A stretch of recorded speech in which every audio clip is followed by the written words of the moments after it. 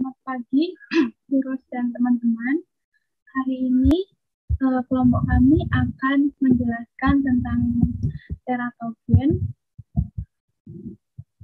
Saya Laurin Virginia, SSC 161301909, dan juga dengan teman saya Wahita Yolanda Sokawardani dengan SSC 161301909. Nah, yang pertama saya akan menjelaskan tentang definisi teratogen.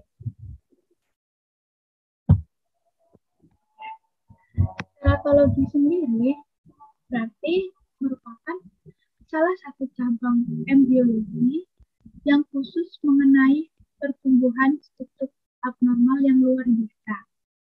Nah, teratologi sendiri berasal dari kata Yunani yang teratos berarti monster atau bayi yang cacat lahir, dan juga logos yang berarti ilmu. Nah, biasanya bayi yang lahir abnormal disebut dengan bayi monster atau baby monster. Seperti itu.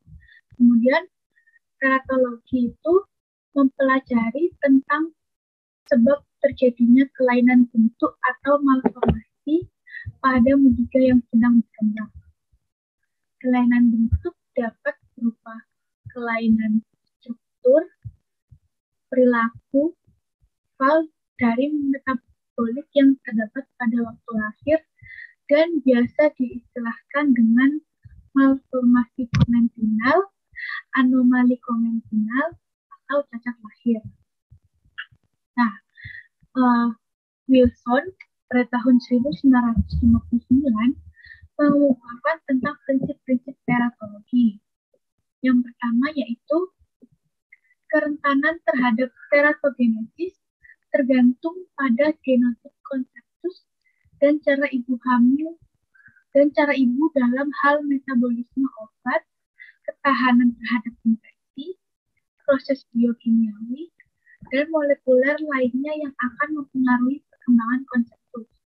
Yang kedua yaitu kerentanan terhadap teratogen berbeda-beda menurut stadium perkembangan saat paparan. Masa yang paling sensitif untuk menimbulkan cacat lahir adalah masa embriogenesis. Namun, selain pada masa ini, juga cacat lahir juga bisa terjadi. Jadi, tidak ada patokan dalam melihat cacat lahir karena pada masa-masa selain masa embriogenesis juga bisa terjadi. Namun yang paling sensitif adalah pada masa embriogenesis. Kemudian yang ketiga, manifestasi perkembangan abnormal tergantung pada dosis dan lamanya paparan terhadap suatu teratogen. Kemudian yang keempat, teratogen bekerja dengan cara yang spesifik pada sel atau jaringan yang sedang berkembang untuk memulai proses embriogenesis yang abnormal.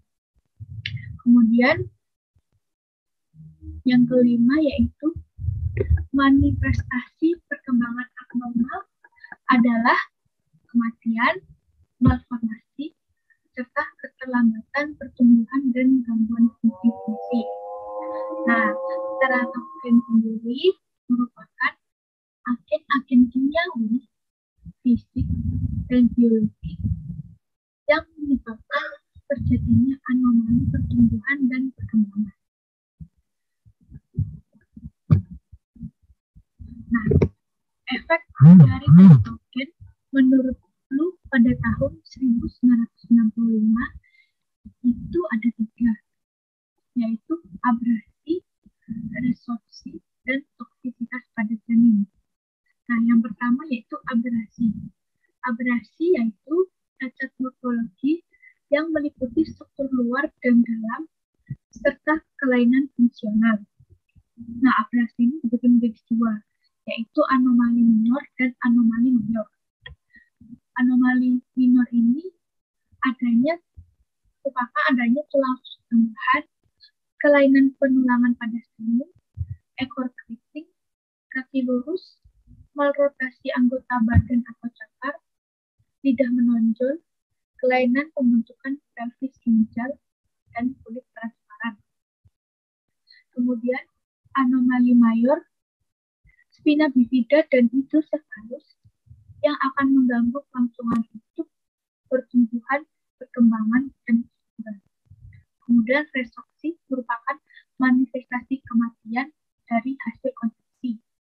Yang ketiga, toksisitas pada janin tampak dari berkurangnya berat badan fetus yang tidak dapat bertahan. Nah, kemudian yang kedua, saya akan menjelaskan tentang faktor penyebab teratogen. Nah, faktor penyebab teratogen sendiri yaitu faktor genetik dan juga faktor lingkungan. Nah, pertama saya akan menjelaskan tentang faktor genetik. Faktor genetik sendiri ada dua, yaitu mutasi dan abrasi. Mutasi menumbuhkan alel cacat yang memungkinkan dominan atau resesif. Dan gen yang membentuk pasangan-pasangan disebut alel. Ada alel cacat yang diturunkan bersama dengan karakter jenis kelamin. Contoh cacat karena mutasi adalah polidaktili, sindaktili, hemofilia, muskulur distrofi, dan albino. Kemudian abrasi merupakan kelainan kromosom yang bisa berupa kelainan jumlah atau kelainan susunan. Contohnya yaitu sindroma Down, sindroma Turner, sindroma Klinefelter, triploidi, dan trisomi. Nah, yang kedua adalah faktor lingkungan. Faktor lingkungan ini ada 5. Ada agen-agen infektif, agen-agen fisik, agen-agen kimiawi, hormon, dan defisiensi nutrisi. Pertama, agen-agen infektif. Agen-agen infektif ini ada yang pertama, rubella atau campak Jerman. Virus rubella mengakibatkan malformasi pada mata, yaitu katarak dan mikrofalmia. Telinga bagian dalam seperti congenital karena kerusakan alat dan konti. Jangkung seperti ductus arteriosus persistent, cacat otak, arteriosus persistent, keterbelakangan mental, keterlambatan pertumbuhan pada rahim, kerusakan miokardium, dan cacat-cacat muskular. Lalu, sitomegalovirus. Sitomegalovirus menyebabkan malformasi dan infeksi janin kronis yang berlangsung sampai lahir. Gejala utama infeksi virus ini adalah mikrosefalus, perkapuran otak, kebutuhan kardiorenitis, dan hepatosplenomegali. Lalu yang ketiga, virus herpes simplex. Infeksi virus ini ditularkan pada saat kelahiran dengan gejala utama mikrosefali, mikrothalmus, displasia retina, hepatomegali, splenomegali, dan keterbelakangan jiwa. Ciri-cirinya adalah reaksi-reaksi keradangan. Lalu yang keempat, varicella atau cacar air. Kelainan kongenital yang terjadi jika ibu-ibu terinfeksi varicella adalah sekitar 20% pada awal kehamilan atau trimester pertama. Kelainan gejalanya yaitu hipoplasmia tungkai, keterbelakangan jiwa, dan atrofi otot. Lalu yang kelima, infeksi virus lainnya dan hipertemia. Cacat yang disebabkan oleh agen-agen infektif adalah virogenik dan hipertemia. Hipertemia merupakan peninggian temperatur tubuh. Penderita hipertemia yang sedang hamil pada saat lipatan-lipatan saraf sedang menutup dan selama masa embriogenesis maka akan lahir anak anencefalis. Lalu berikutnya HIV. Sistem kekebalan tubuh yang berkurang atau bahkan tidak ada kabar dari virus ini adalah mikrosefali dan keterbelakangan pertumbuhan. Dan yang terakhir adalah sifilis. Sifilis merupakan penyakit kelamin yang harus diwaspadai dan pada janin dapat menyebabkan banyak jiwa serta tubuh. Lalu faktor genetik yang kedua adalah agen-agen fisika. Efek teratogen dari pengaruh radiasi yang berasal dari sinaptik, yaitu mikrosefalisma bifida, cacat ekstremitas, palatosclerosis atau cacat celah palatum, dan kebutaan. Pengaruh radiasi dosis kecil pada mencit terbukti menyebabkan mutasi dan lebih lanjut terjadi kelainan kongenital pada generasi berikutnya. Kemudian faktor genetik yang ketiga adalah agen-agen kimiawi.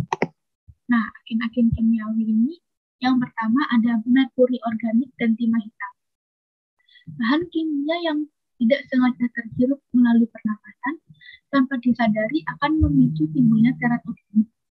Merkuri racunnya secara akut dapat menyebabkan faringitis, gastroenteritis, vomiting, nefritis, hepatitis, dan kolaps.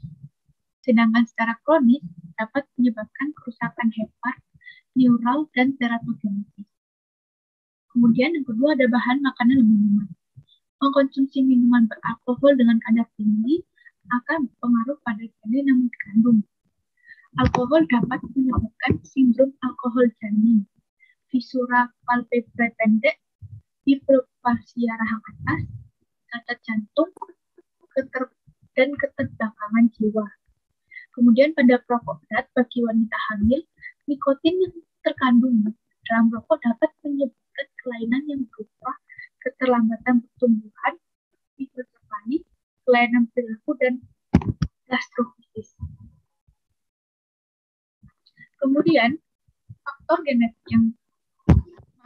lingkungan yang keempat adalah hormon. Nah, hormon ini ada agen-agen androgenik dan diethylstilbestrol. Yang pertama, agen-agen androgenik, progestin, etisteron, dan non-etisteron mempunyai kegiatan androgenik yang besar dan banyak menyebabkan kasus makronisasi alat kelamin pada muda wanita. Kemudian yang kedua, diethylstilbestrol. Pada tahun 1971, obat ini digunakan untuk kontraindikasi ketika dipastikan banyak wanita muda yang terkena karsinoma vagina dan serviks akibat adanya obat ini dalam uterusnya. Kelainan kongenital yang timbul pada embrio wanita yaitu pada tuba uteri, uterus, dan vagina bagian atas. Pada muda pria yang terpapar obat ini adalah kelainan pada testis dan analisis sperma yang abnormal. Lalu yang ketiga, kortison.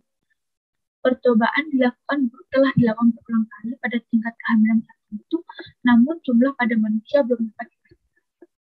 Lalu faktor lingkungan yang kelima adalah defisiensi nutrisi. Nah, akibat kekurangan vitamin A dapat menyebabkan hipoplasia mandibula, langit langit, dan juga cacat jantung. Lalu, jika defisiensi asam valproat akan menyebabkan kelainan jantung dan cacat tuberneuralis. Kemudian yang ketiga, saya akan menjelaskan tentang cara kerja teratogen. Nah, cara kerja teratogen sendiri ada mekanisme kerja teratogen dalam tubuh maternal, mekanisme kerja teratogen dalam plasenta, dan juga mekanisme kerja teratogen dalam tubuh embrio. Nah, pertama mekanisme kerja teratogen dalam tubuh maternal.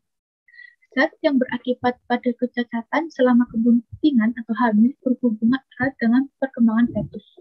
Nah, perkembangan fetus sendiri dibagi menjadi tiga, yaitu blastogenesis, organogenesis, dan histogenesis dan pematangan fungsional.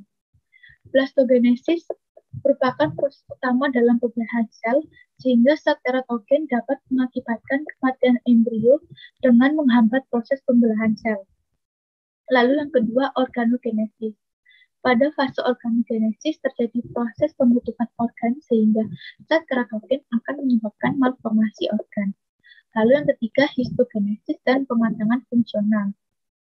Histogenesis dan pematangan fungsional bergantung pada suplai nutrisi dan diatur dengan berbagai sistem hormon. Lalu yang kedua, mekanisme kerja teratogen dalam plasenta. Plasenta merupakan peranan penting dalam penggunaan dan metabolisme obat. Penggunaan obat pada wanita hamil perlu diperhatikan karena dalam plasenta obat mengalami proses biotransformasi sehingga dapat menyebabkan teratogenik atau dismorfogenik.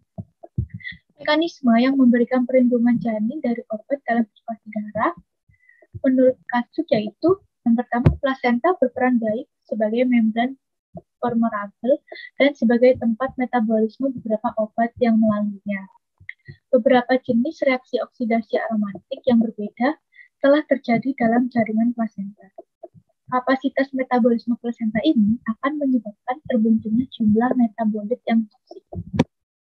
Lalu yang kedua, obat yang telah melewati plasenta masuk ke dalam sirkulasi janin melalui vena umbilicus, masuk ke dalam hati janin dan sisanya tidak lewat hati dan masuk dalam sirkulasi umum janin. Obat yang masuk sirkulasi hati sebagian dapat dimetabolisme sebelum masuk sirkulasi janin. Lalu yang ketiga, mekanisme kerja teratogen dalam tubuh embrio. Yang pertama, toksisitas pada masa perkembangan dan pertumbuhan. Perkembangan embrio meliputi proses proliferasi, diferensiasi, migrasi sel, dan organogenesis. Proses tersebut berlangsung secara berurutan dan saling berhubungan satu sama lain. Proses tersebut dikendalikan oleh isyarat yang berisi informasi dan dicetak oleh DNA. Lalu yang kedua, penghambatan perkembangan embrio. Embriogenesis yang normal akan berakhir dengan terbentuknya individu baru yang bentuk dan strukturnya sama seperti individu. Tapi embriogenesis yang abnormal berakhir dengan terbentuknya individu bervariasi.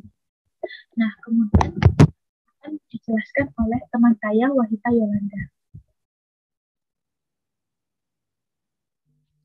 Baik, selanjutnya kita akan membahas terkait dampak teratogen pada ibu hamil.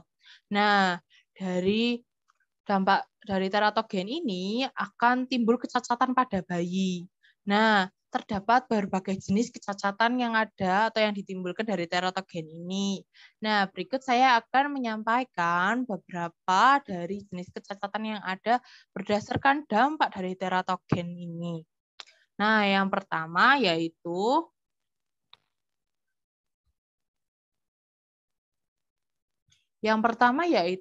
Serenomelia.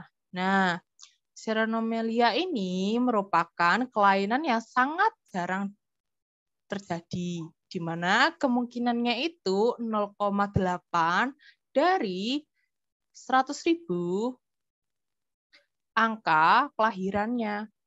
Nah, jika terlihat di sini bahwa itu hal yang sangat jarang untuk dijumpai terkait kelainan ini, namun hal ini tetap bisa terjadi.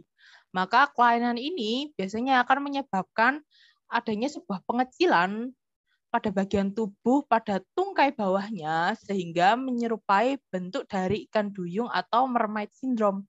Nah, dapat teman-teman lihat gambarannya seperti itu. Nah, kelainan ini biasanya akan mempengaruhi kandung kemih dan ginjalnya.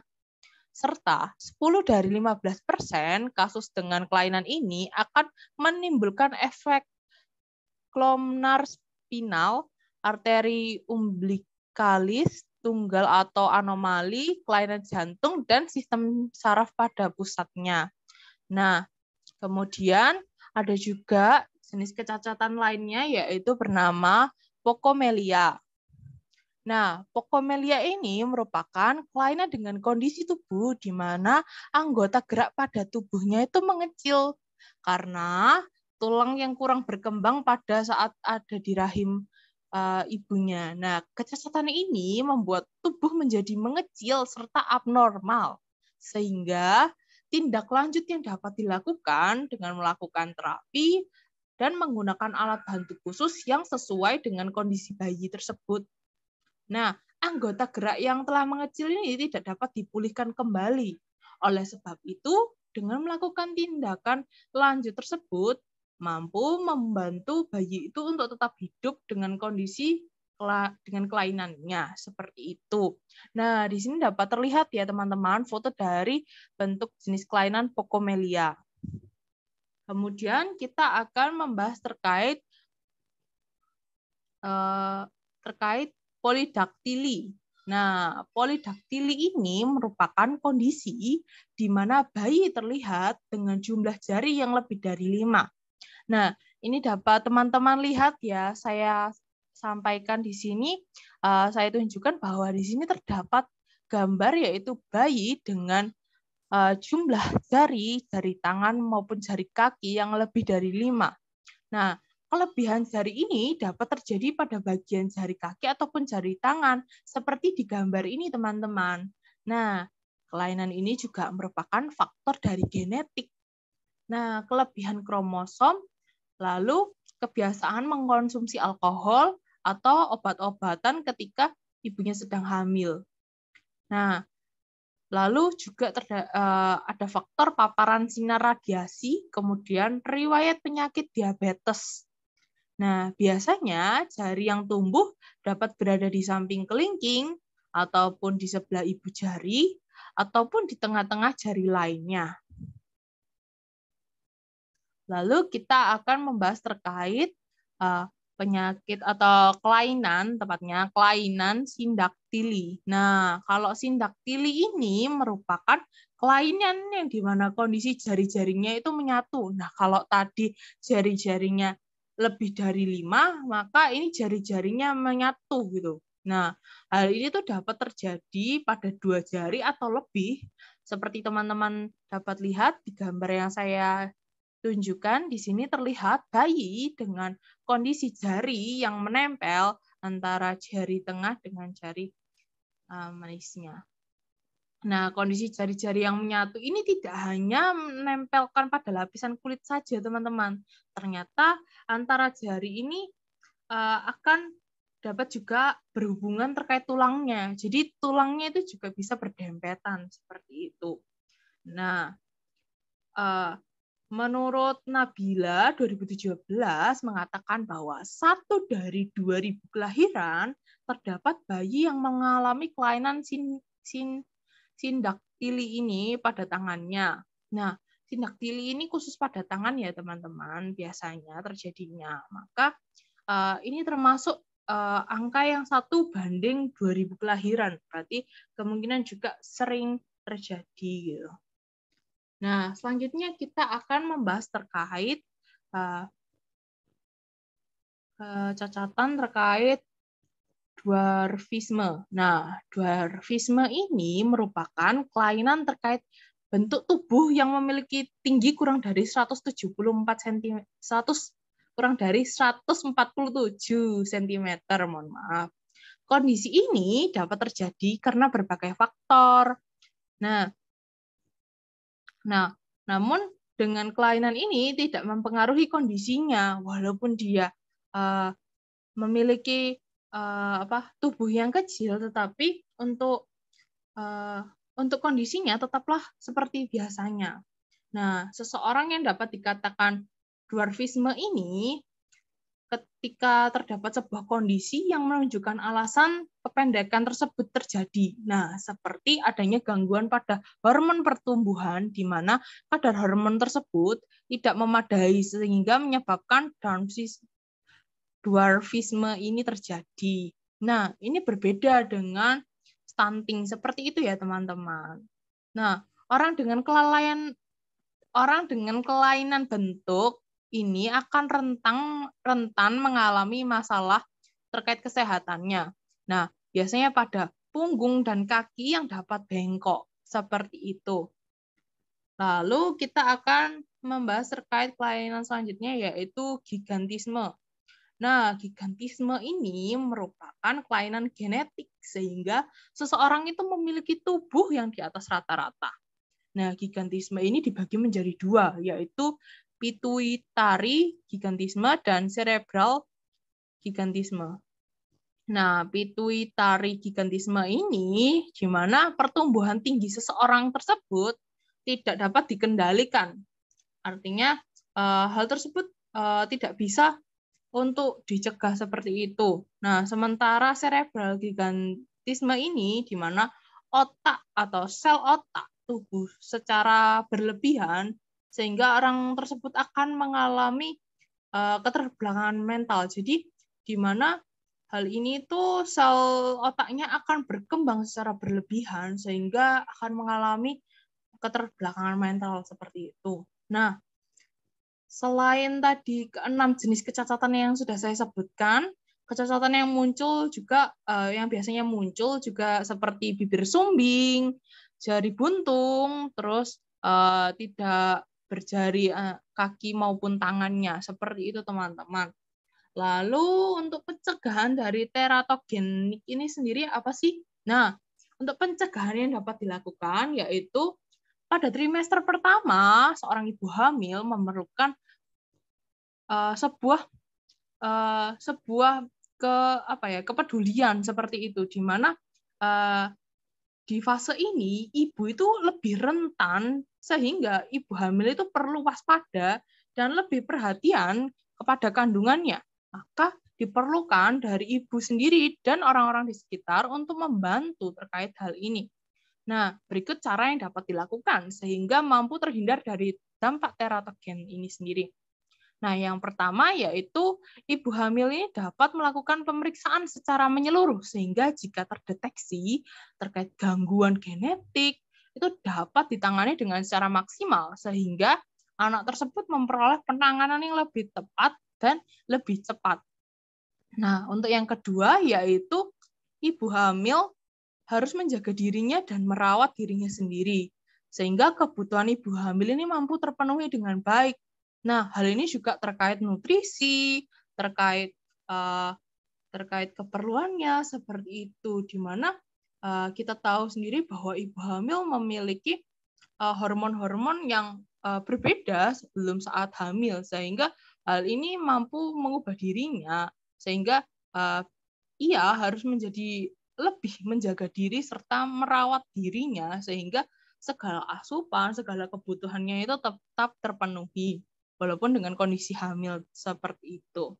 Nah, untuk yang ketiga yaitu ibu hamil itu sebaiknya berkonsultasi dalam menggunakan obat-obat atau sejenisnya sehingga tidak mempengaruhi kehamilannya.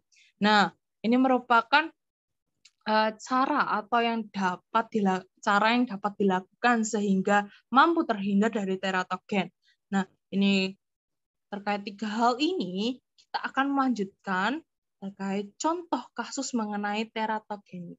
Nah, di sebab ini kita akan membahas terkait contoh nyata atau kisah nyata yang terjadi mengenai teratogenik ini.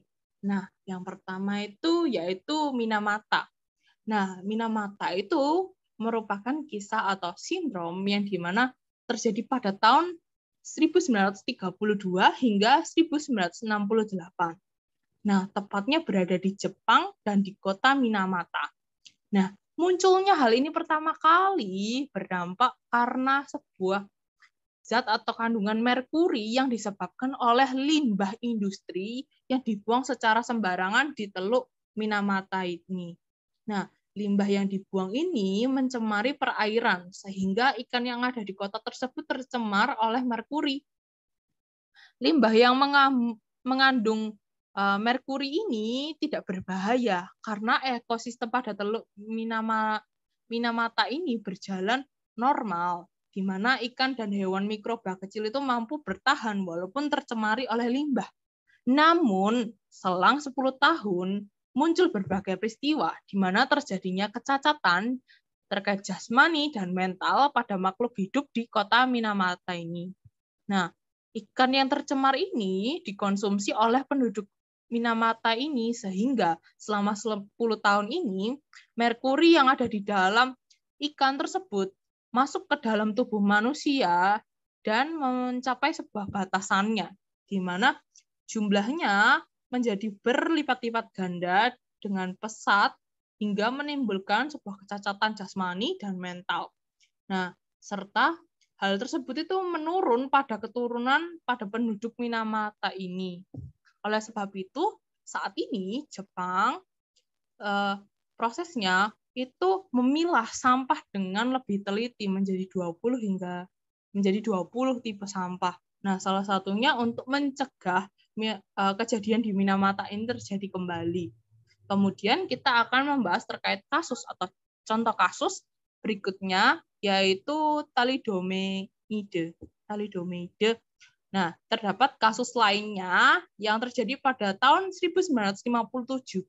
Nah, di mana hal ini munculnya obat yang dianggap ajaib karena mampu mengobati pilek, flu, mual pada ibu hamil. Nah, di mana obat ini bernama thalidomide. Nah, obat ini itu disebarkan secara luas dan mudah untuk didapatkan pada masa itu. Nah, lebih dari 10.000 bayi yang lahir itu memiliki efek kesehatan yang kurang baik. Lalu, sebagian besar juga terjadi keguguran karena obat ini. Nah, dampak yang ditimbulkan dari obat ini itu anak itu menjadi anak yang cacat gitu. Nah, anak itu memiliki kelainan Pocomelia extremitas yang seperti saya sudah jelaskan dan saya tunjukkan kepada teman-teman terkait dampaknya tadi. Nah, itu membuat perkembangan tulang itu menjadi panjang secara ekstrim dan membuat tangan dapat menempel pada bahu dan kaki sampai ke panggul. Nah, efek lainnya yang timbul yaitu adanya ketulian karena kelainan bentuk telinga luarnya. Nah, sementara pada matanya biasanya dapat menimbulkan penglihatan yang kurang jelas ataupun terkadang itu matanya itu menjadi kecil atau tidak adanya bola mata. Obat ini akhirnya ditarik kembali sehingga peredarannya itu tidak sebebas seperti dulu. Nah, tapi di zaman sekarang obat ini menjadi obat yang dapat mengobati kusta dan multiple myeloma sejenis kanker darah. Nah, tentunya penggunaan obat ini itu memperoleh anjuran dan pengawasan yang tepat sehingga memperoleh manfaat yang lebih tepat. Nah, selanjutnya saya akan dari materi yang telah saya dan teman saya paparkan. Nah, kesimpulannya, teratologi itu berasal dari bahasa Yunani, yaitu teratos, berarti monster atau bayi yang lahir cacat. Hebat dan logos yang berarti ilmu. Biasanya bayi yang lahir abnormal disebut bayi monster atau baby monster. Nah, teratogen itu merupakan agen-agen kimiawi, fisik, dan biologik yang menyebabkan terjadinya anomali pertumbuhan dan perkembangan. Teratogen ini dapat disebabkan oleh faktor genetik maupun faktor lingkungan. Teratogenesis merupakan proses yang menyebabkan terjadinya berbagai bentuk kelainan perkembangan embrio selama periode embrional yang disebabkan oleh faktor-faktor kemo eksternal sehingga menyebabkan terjadinya cacat kelahiran. Lalu efek yang ditimbulkan karena teratogen terjadi atau terpapar ini yaitu adanya kecacatan sinomelia, lalu pocomelia, polidaktili, jari buntung, lalu tidak berjari kaki dan tangan, lalu adanya ekor, serta dwarfisme, keratinisme, dan giganisme. Oleh sebab itu, seorang ibu hamil sebaiknya menghindari dan mewaspadai hal-hal yang dapat mempengaruhi kandungannya.